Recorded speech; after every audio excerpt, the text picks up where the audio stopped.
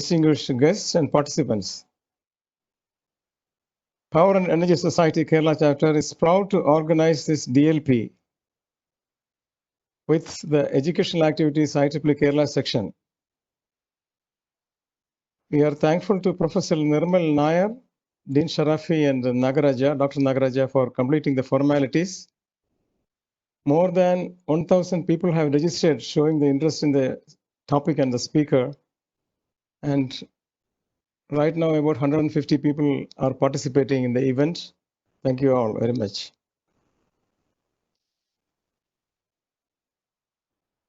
We are living in a world where everything is getting smart. Some time back, it was knowledge. Knowledge city, knowledge village, knowledge economy, knowledge management. Now, knowledge is not enough. We have to be smart too. Smart grids, smart meters, smart TV, smart watch, to now smart cities and villages. As urbanization grows and population swells, smart cities or data-driven cities become inevitable for a quality life. So are smart villages. Today, we have a smart speaker to explain to us about both and the synergy of combining the two. Professor Saifur Rahuman needs no introduction in Kerala. He will be formally introduced by Professor Muhammad Qasim. A life fellow of IEEE, he held several important positions in IEEE, including the member in the director board of IEEE, as the vice president publications, and also PES president for 2008. I had Rahman and you when he came to organize the first PES execute outside United States. It was a truly memorable event demonstrating the organizing prowess of Professor. He always loved connecting IEEE and PES grassroots level, which resulted in heavy membership growth. He initiated PES councils in India and China, combining all the local chapters.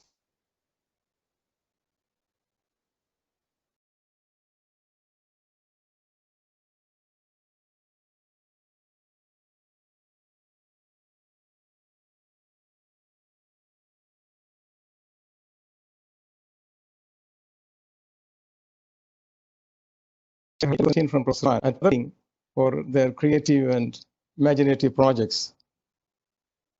He's a very friendly and approachable person and strongly committed to a mission. As you all know, he's a candidate for IEEE President-elect. He's undoubtedly a strong candidate and my favorite too.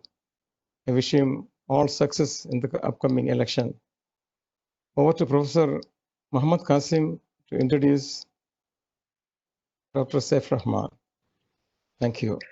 Thank you, Suhair sir. And let me introduce our guest of the day, the speaker, Professor Saifur Rahman.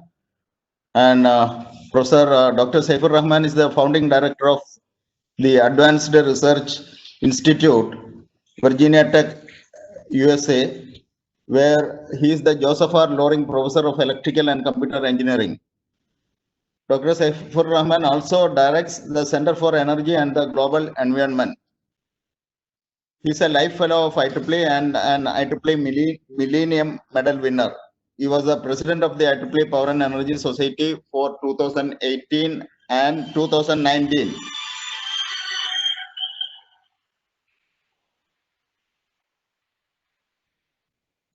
He was the founding editor. He was the president of the IEEE Power and Energy Society for 2018 and 19. He was the founding editor-in-chief of the IEEE Electrification Magazine and the IEEE Transactions on Sustainable Energy. He has published over 140 journal papers and has made over 400 conferences and invited presentations. In 2006, he served on the IEEE Board of Directors as the Vice President for Publications. Dr. Saifur Rahman is a distinguished lecturer for the IEEE Power and Energy Society and has lectured on renewable energy, energy efficiency, smart grid, energy internet, blockchain, IoT sensor integration, etc. in over 30 countries. Dr. Saifur Rahman is the founder of BEM Controls LLC, a Virginia, USA based software company providing building energy management solutions. He served as the chair of the US National Science Foundation Advisory Committee for International Science and Engineering from 2010 to 2013. He has conducted several energy efficiencies, blockchain and sensor integration projects for Duke Energy, Tokyo Electric Power Company, the US National Science Foundation, the US Department of Defense, the US Department of Energy, and the state of Virginia. He took his PhD in electrical engineering from Virginia Tech, and as Suhair sir told us, is the president-elect candidate for 2020 also. And wishing him all the best, I invite Professor Dr. Saifur Rahman sir to give the presentation. Please, sir. Thank you, Dr. Kasim. Thank you, Suhair, and all my friends in Kerala. I'm happy to be back. So I am talking about two different things today, smart city and smart village. I'll start with smart city first and give you how we can build a smart city. Some examples globally. India has a strong smart city program, at least being talked about, and what's happening in other parts of the world, Japan, US, Europe, and so on. And then I'll see the knowledge we gain from a smart city, how much of that knowledge can be transported to building smart villages. And we have in IEEE both smart city program and smart village program. I'll give you details for all of those. Okay, let's move on then. We are going forward with the idea as an engineer. When somebody tells you something, first question you ask, define for me, what do you mean by this? So smart city is an urban development vision. I put the word vision in red letters. It's not a thing you get overnight. You never get there. You can always make a city smarter than you think. That's a vision where you integrate information, technologies, ICT, and IoT in a secure fashion to manage cities' assets. Some keywords, secure fashion, cybersecurity issues.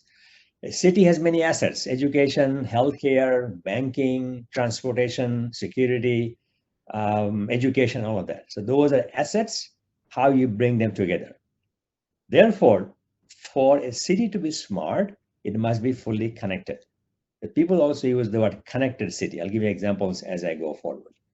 Okay, now, in my example here, what are the building blocks of a smart city? Smart care on the left, healthcare.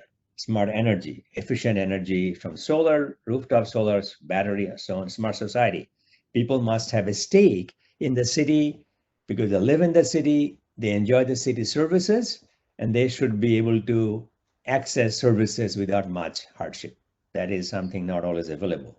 Smart office, give an example later on. How can you make a building smart or office smart, make the office space more friendly in terms of environment. Smart mobility, you don't have to drive a car to get everywhere. You can drive a car, or you can ride the public transport. You can ride even a bike or share a car and self-driven cars. Of course, smart space like parks, recreation areas, all of that. All of that ideally makes a city smart. We cannot get all of that overnight, but it takes time. Now, what then are the range of deployments in smart cities? Deployment, where do you apply smart city concept?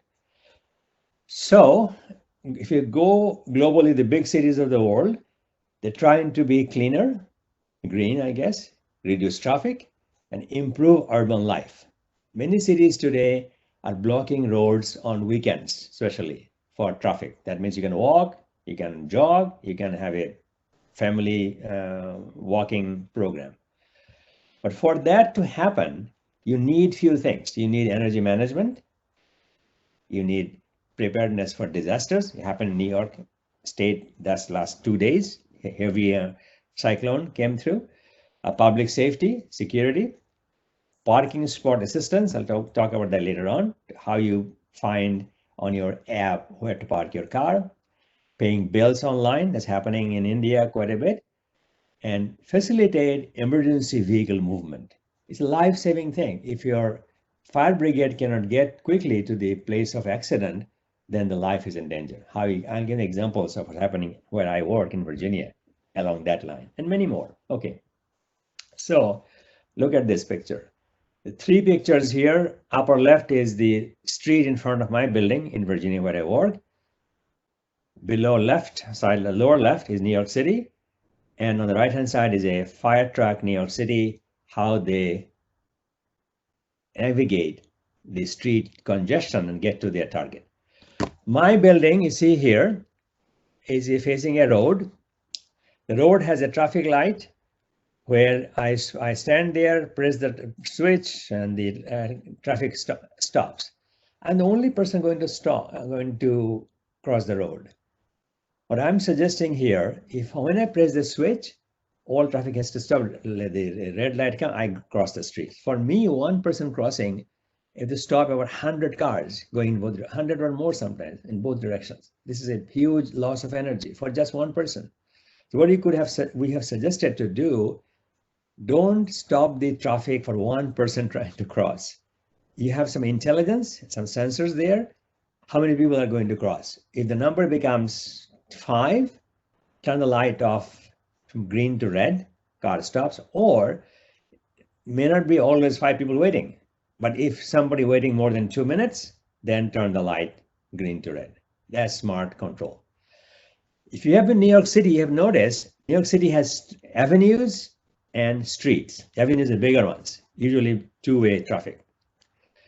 The way they time the lights in New York City, Manhattan, if you are driving at below the designated speed limit, 30 miles per hour or 50 kilometers per hour, once you see green, it's all green. You don't stop. That means you are not stopping for nothing. So they assume traffic flows at some speed, 30 miles, that's 50 kilometers. At that time, all the lights turn green. That's smart traffic management. On the right-hand side below is a fire brigade truck. When it gets off its garage, the place where it's parked, and go to a target where there is an accident or fire, whatever it is. So I'll give an example in a minute. The way it works, when the fire truck comes out, it sends a signal, and it gives its path it'll go from starting to end points. And as the fire truck approaches the traffic lights, they all turn green for it. I'll show an example right here.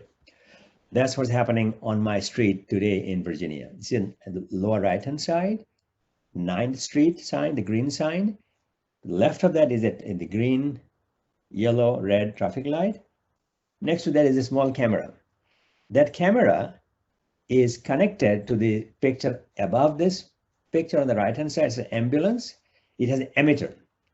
As the ambulance approaches that traffic light, it emits maybe 100 feet or more ahead of time that I'm coming. Automatically, the camera receives that emitting signal, turn the lights red, and everything stops. An example. And on the left-hand side is a graphical interpretation. This applies to not only ambulance and fire truck, to bus maybe or same thing. Bus comes in, bus needs priority. So they come close to a traffic light, sends a signal, light turns green, bus goes on, and everything is fine. That way you can keep the traffic flow running very, very fast. This is called connected transportation. It's in Washington, D.C. You want to go from point A, Virginia, to upper side of Washington, D.C., 5 miles. You cannot walk, bike is too not safe. So you do is ride sharing, or you can rent a car by putting your ID in the network. Rent a car, but not all streets are car navigable. You stop the car somewhere, Then maybe a half mile or maybe 1 mile walk. You may not want to walk. You can rent a bike right there next to the car deposit station and go to where you want to go. That's called connecting transportation without causing congestions by letting the cars go everywhere. That's an example of mobility as a service whenever and wherever. Connected transportation. This is the bus thing in example I gave you just now. This is a example, in Stockholm. You see that blue bus coming from the right-hand side, entering the central part of the road, and other traffic is moving. When the blue bus is running, it has a schedule. When the bus is running 1 minute late than its schedule, it will transmit the signal like you saw for the bus on the previous slide. It gets priority, meaning it has to cross the road, right? Come from right-hand side, cross the road to turn left. If the light is not green, they have to stop and will be even further delayed. This is the smart city example of transportation efficiency, because bus has many people than the car can stop, bus goes through. As an example of traffic management. Here is an example of how to find parking spots. If you are driving, even in Delhi, for example, Bangalore also, you want to park your car, cannot always get a parking garage. Street parking. But street parking is not advertised. It's just first come, first served basis, right? You go in there, find a spot, park your car. You are running around a few minutes to find a spot, you don't know. So what's happening here, these examples are in the US and Atlanta. The traffic light post here on the right-hand side has a camera in different directions.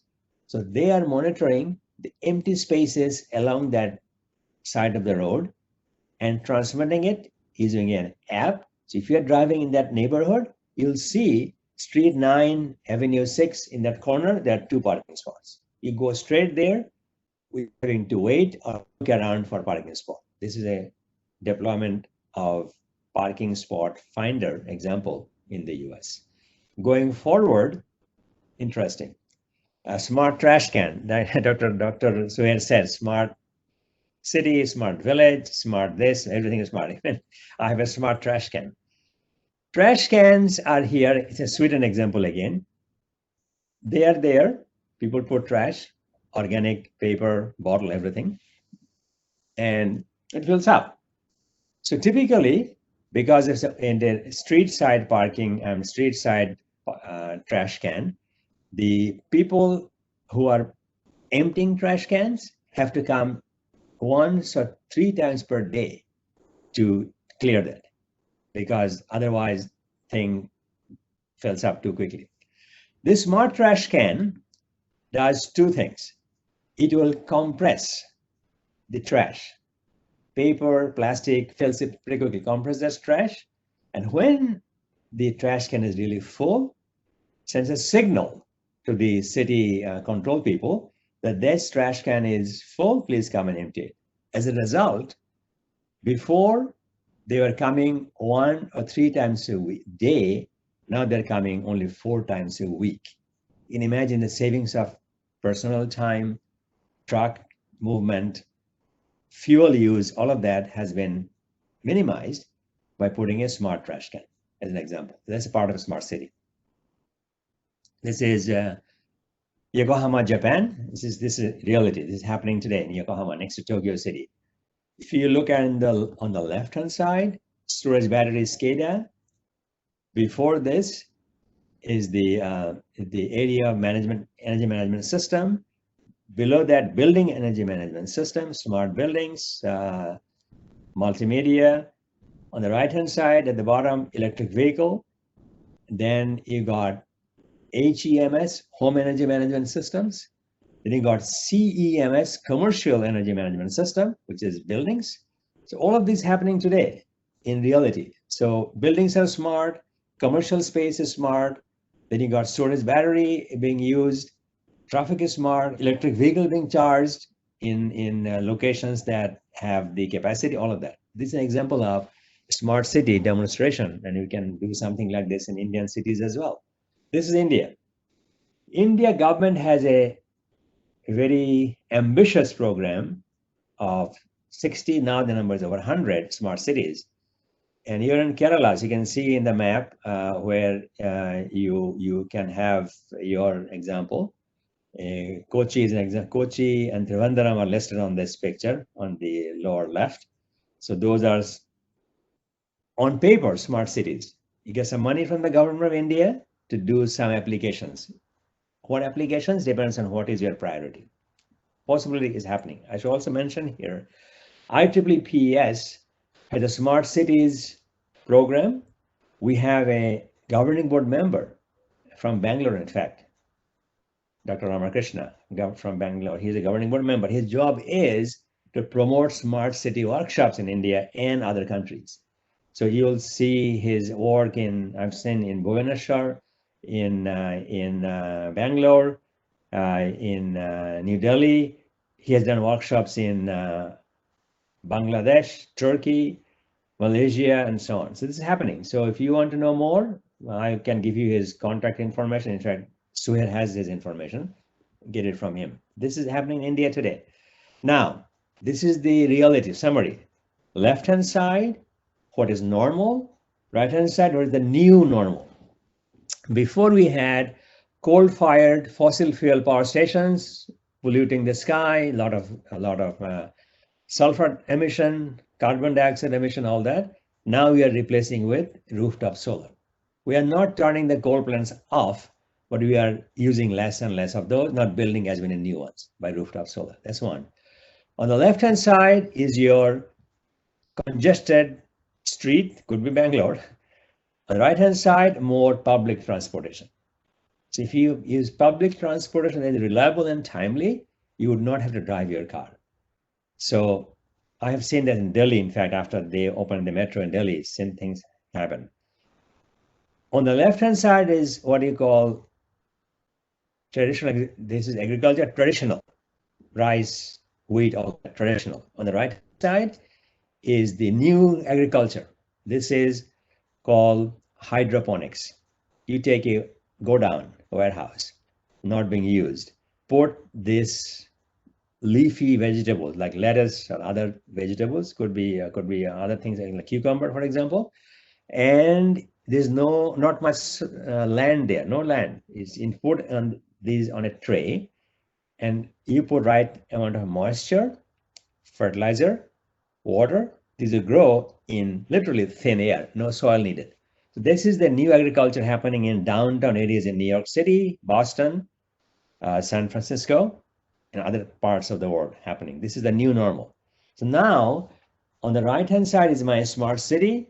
I'm not polluting the sky. I'm not congesting the street. I'm not creating a lot of agricultural waste because of the grain is lost to waste.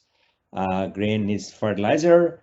Grain needs water pumping, all of that. This is changing. This is the new normal. Okay, now let's see how we live with it. Therefore, I am now seeing synergy between smart cities and smart villages. Both of these are IEEE programs. Smart cities program, you go to IEEE.org website, type IEEE smart cities or smart village, you'll see these examples. We do a conference every year globally on smart cities. We did one in Morocco last year. One before was in the US. Before that was in China. Maybe it'll come to India someday if you're interested. Smart cities conference. Now, what are the applications or use cases in smart city? A smart city has a system of interconnected systems like employment, job, healthcare, retail, shops, entertainment, public service, right? Residences, energy distribution, and transportation. All of these are happening everywhere. But what you want to do, like you saw the traffic light count from New York City, it is not random. If you go at a certain speed, which is published, you not hit a green light. Or if you hit a red light, all is red, you stop. You don't stop and go, no stop and go business.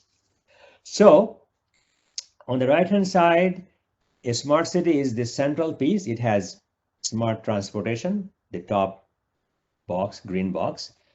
To the right of it, clockwise, education. Below that, healthcare, e-governance, like paying bills remotely with the app, for example. India is an example of this.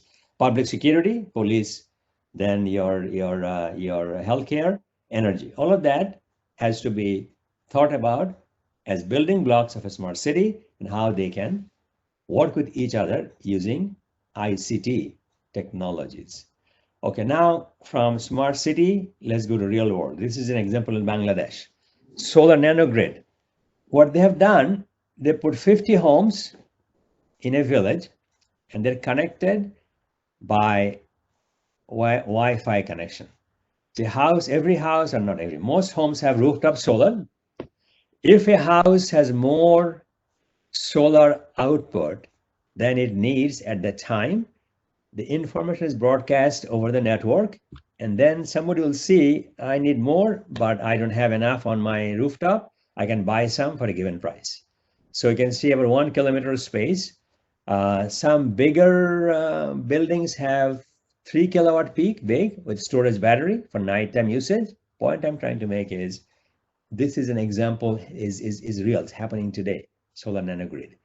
So also they are using this telecom network to bill every house, because somebody is buying, somebody is selling. Those who are selling need to get paid, and someone who is buying needs to pay. All that is done internally in this nanogrid, which has power supply as well as telecom interconnection. It's happening today, smart village. So this has rooftop 3 kilowatt, 5 kilowatt peak ground mounted, and that is going to irrigate the land as well as providing required electricity for homes. Okay. Now, Smart Village, example of IEEE Smart Village program. This is in Africa. We have done many examples in African villages to produce power locally because the transmission lines are not very reliable in this case. That's Africa. So what happens? Because of the solar and the battery, it provides you light after sunset. It illuminates kitchens, schools, and clinics during daytime. It, as a result, lets communities live cleaner, safer, and more prosperous lives. Why? Because they can have a shop open at night. Before, it would be with a lantern, which is polluting and not very healthy. It's happening like this. And as a result, it stimulates local commerce and builds new enterprises, like the shop you see on the right, lower left-hand side, between the two girls studying. So all this is possible because of we are providing solar in Africa. Now this is example in northern India, in fact, where you see village girls doing computer work from rooftop solar electricity. So this is creating a network of engineers, entrepreneurs, and practitioners who are providing electricity for a fee that allows learning, mentorship, global. Now you see, if you have internet and light inside the room, you can do what I'm doing today, right? You could have this webinar in some village in Uttar Pradesh, no problem. If you do the proper language and proper content. This is what we say. We are expanding education by using the internet idea that was used in a city in a village, rural environment. This is, we did an expedition in Himalayas, going through Ladakh, in fact, in India 2 years ago now, where we brought solar panels to a monastery. They never saw electric light bulb in their life. Now the monastery is well lit with solar. Look at this. This is solar power. 12,000 feet elevation. We finished in 4 years ago now. And that monastery was founded in 1440. All these 500 years plus running with lanterns. With kerosene, it smells bad, catches fire, risky, not enough light. Now it's all lit up nicely with solar power. So this is something that can be done. It was done, in fact, by our IEEE Smart Village program. So this example in India, in fact, right, where you're providing LED lights to village people. She is doing some embroidery work at night. Before she could not never done that. This girl, two girls in the right hand side also doing embroidery work. The guy on the top, kid reading a book at night, which they never could. So in fact, I grew up in Bangladesh. When I was 8 years old, I got electricity first. Before 8 years old, I know electricity in my home, lantern. So I know how it feels. So giving light at night makes a big difference with LED lights, especially. These examples, we did some work in Bangladesh myself. They're providing electricity for village community meeting room, reading room, so they can work at night. They can be more productive. This is the idea of solar in villages. Again, number 2, Bangladesh here. Bangladesh has a rooftop solar program. You can see local people in rickshaw, they're pulling this solar panel, 50 watt most likely, bringing to the village, and they are putting them on the roof, and looks like this. This girl, she is the engineer, in fact. She is putting the solar panel on somebody's roof, and then they are trained to do the connection themselves. And you see on the lower right-hand side, LED lamp in the ceiling lighting up the space. What it does, many things. Of course, gives light to the village people who had no light before, no problem. It has created an opportunity for girls to be employed in solar rooftop panel installation and connecting things.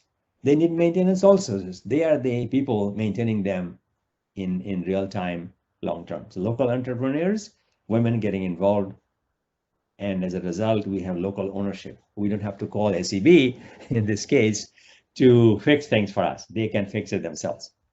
So this is an example of entrepreneurship. This man has a small shop in a village or a small town in Bangladesh. He could not do much business at night. He had a lantern, which cannot be very strong light. So he said, with this light provided to him, see the CFL light in the center of the picture, small CFL lamp, he can show things, people can see what they're buying. They also come to him to charge their mobile phones. Mobile phone is all over the world. India is a good example. Bangladesh has a lot of mobile phones, but they have no power in the home to charge their batteries for the mobile phone. They go to somebody to charge it. Now they come to the shop in the village to charge their mobile phone. The guy makes money. As it does, he says his sales have gone up by at least 50% because of people can see what they are buying. Very good example. So now in Bangladesh also, the children's library in a boat because of flooding. Library, this board goes to different villages and they can borrow books. The light in that boat is provided by rooftop solar panel, which is smart because they have a battery, they have controls, they have enough capacity to keep the library going at night. Examples. So summarizing these experiences, impact of solar PV in rural communities. Education, talking about library, talking about schools, healthcare. What I showed you here happening in India today, quite a bit, the remote medical services. You go to a clinic in a small town and doctor is there, but you could be too sick to travel to the clinic from your village home. If you have a smartphone, which many of them do, you can have connection to the doctor in a local small town hospital and show the doctor your symptoms. Smart camera. He can see or she can see what you have and suggest medication. Number one. Retail business, he saw the small shop owner doing this. And of course, electricity is happening because of solar in all parts of the world. Examples I showed in Africa, Northern India, Bangladesh, and so on and so forth. So again, it goes both ways. Ideas can develop at the smart city level. We transfer that to smart village level, or ideas can come from a smart village like this library business on a board can come to the city, that how we can make the library more visible in the local community by internet, because books don't have to be physical book anymore. You can download a book on somebody's smartphone and read it that way. That's an example. So this is the summary now. I talked about connected city before, right? Smart city, connected city. Now I just delete the word city and put village next to it. So connected village is one where all relevant village systems, utilities, transportation, employment, healthcare, public safety, education are capable of communicating with each other to allow coordination and reduce waste. So my point is what you will learn in a smart city can be equally applicable in a smart village. So this is my technical talk, about half an hour or so. I would like to see, India is very big in IEEE. India has the second highest number of IEEE members with students included in the world after US, big. But I see IEEE has room to grow. So I like to see broader, bigger, more impactful IEEE, especially if I become president, I'll work for that very hard. We have talked about COVID-19. COVID-19 today has forced us to stop traveling, literally. But we are doing this webinar. In fact, as you heard earlier, more than 1,000 people registered for this webinar because they could attend without traveling. If I was in Kerala now, giving a webinar, I may get 50 people at the most. That means because of this lifestyle change, we are doing more collaboration, more cooperation. I hope after the COVID is over, the new normal will let us continue using this new medium to keep in touch with each other going forward. But for that to happen, we have to make IEEE broader. It is more relevant to students, faculty, engineers, common people as well. So we don't care where you work, we can get to you through IEEE network. But all that is possible only when you have ownership, meaning you as a field engineer, remember in the T.K. Kollam College, for example, in Kerala, feel that you have a way to be heard at the top level. I say many times, IEEE has, you saw sections and chapters, like SB chapters you talked about now. They are our foot soldiers, but they'll be only willing and motivated to give more time if they believe they are heard and their ideas are being taken into account at the high level. Like the village girl doing the rooftop solar, she knows if she, or when she's done, the room will be lit, people can do some work at night, kids can study, so she feels good because her work is appreciated. Exact same thing here. I want that IEEE member on the ground be appreciated for their contributions as a volunteer and useful work is done from what they've learned. That's what I mean by allowing participation globally from IEEE member at the ground level, at the field level. So I hope with my leadership, we can get that going and make things life more impactful. Finally, I go to India very often, many other countries. I see the number of senior members, per capita membership number in India much lower than US and Canada, for example. It's a fact. Why is that? Especially engineers in industry, even they qualify to become senior member, they don't apply because of two reasons. They say, well, I don't know where to apply, how to do this. And more importantly, they need 3 referees who write letters of reference for them. That is not easy for them always. What I have told many IEEE PES chapters now, including Kerala, I'm telling them now, please publish the list of IEEE senior members on your website. It's nothing, no privacy issue. IEEE PS publishes names of all fellows on the PS website. It's public information.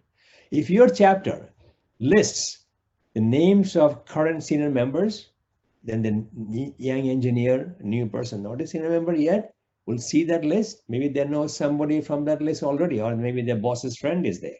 Then they have 3 names they can approach to become their referees. Easy to do. Fellows are similar thing, but more in depth in terms of references, accomplishments, all that. Same thing can be done. I'm doing that in China now, India. I've talked with Nagaraja and the others, how to make the fellow nomination more robust and as a result more successful. This is my experience, regions 8, 9, and 10. India is 10, Asia Pacific region. So going that, we are done. Last slide. This is my email address. I know there may be more questions than I can answer today. So I would leave it for you, this address, s.rahman@ieee.org. Send me emails if you have questions. And also I'm showing you my email address. I mean, email is my web address. It has information about the election, but more importantly,